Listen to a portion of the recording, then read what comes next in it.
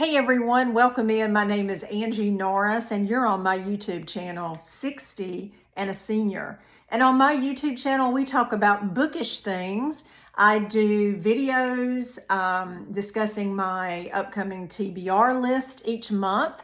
I usually play some sort of game or do prompts to help me choose my TBR. I also do videos wrapping up what I have read each month.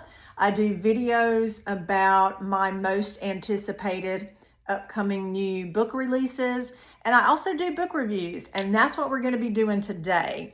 And I tell you all of these things and give you all of these opinions about these books from a more mature point of view, because I am 60 years old and I am a senior citizen. I know, it's shocking. Okay, today we're going to be doing a more in-depth book review of this book that I read the end of August. It's entitled Wrapped in Rain by Charles Martin.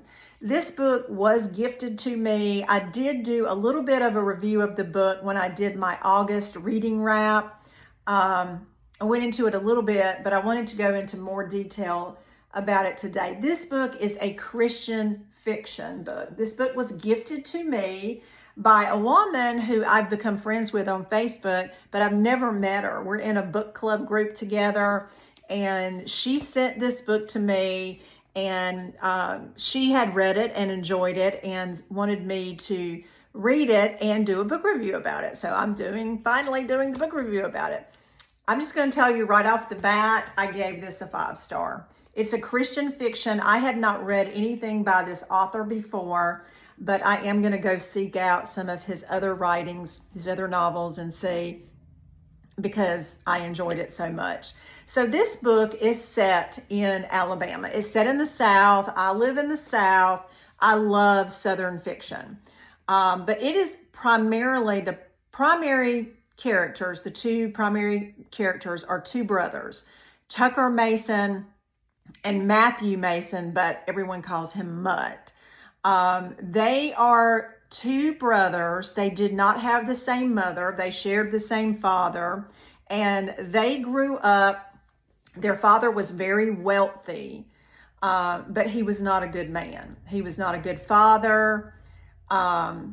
He verbally, emotionally abused them and physically abused them as well. But he did do one good thing for them, and that was to hire a woman named Miss Ella Rain, and she was basically their mother. She was the housekeeper. She cooked, she cleaned, and she raised these boys, because their father would leave and go on business trips, and he had another home in Georgia. And he would just leave them and basically leave her to raise them. And they loved Miss Ella. Miss Ella was a Christian, and she would quote scripture to them, and she tried to teach them the Christian way of life, how to be a Christian, how to live like a Christian, how to act like a Christian.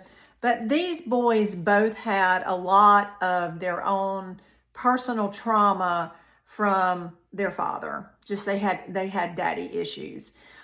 They grow up. Miss Ella passes away, and then they really have no reason to stay at Waverly Hall. Waverly Hall is the name of the home, the estate that they lived in. Their father did put it in their name when they were younger, and their father does eventually end up in financial ruin, but they still have the house. And one of the younger brother, Mutt, actually, the older brother, Tucker, takes Mutt to a mental hospital and drops him off. And then he leaves, and he goes and pursues his career. He becomes a famous photographer. But one day he gets a phone call from the man who runs the mental hospital, and his younger brother has escaped. And he thinks that he knows where his younger brother is going. And on the way home, he runs into, on the side of the road, actually, he first runs into her in like a convenience store, gas station type thing. He runs into an old girlfriend who has a black eye and a little boy. And long story short, he brings her and his younger brother Mutt back to Waverly Hall. They all three coexist here. And it's just a great story about forgiveness and how Mutt and Tucker find their way back to each other as brothers, and how Tucker does become romantically involved with his old girlfriend again from the past. But they still hear Miss Ella Rain. They're wrapped in rain, in her love for them, and that's what eventually leads them back to the forgiveness of each other. Wonderful, wonderful Christian fiction book. It was about 330 pages. This is a paperback book. This book is up in my Pango bookstore for sale if you would like to purchase it to read it for yourself. I'll put the link to my Pango bookstore. I will also put the link to my Book of the Month referral code in the description, where if you're not a member of Book of the Month, you can use my referral code and you can get your first month's book for only $5. I love it. I actually love my Book of the You don't have to participate every month. You can skip a month whenever you like. So it's very flexible. But if you'd like to join and you're not a member, you can get your first book for $5.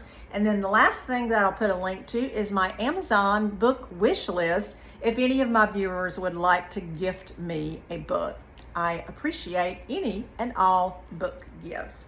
If you're not subscribing, I sure wish you would hit the subscribe button and ring the bell so you'll be notified when I upload a new video. So for now, that's it. Y'all have a great day.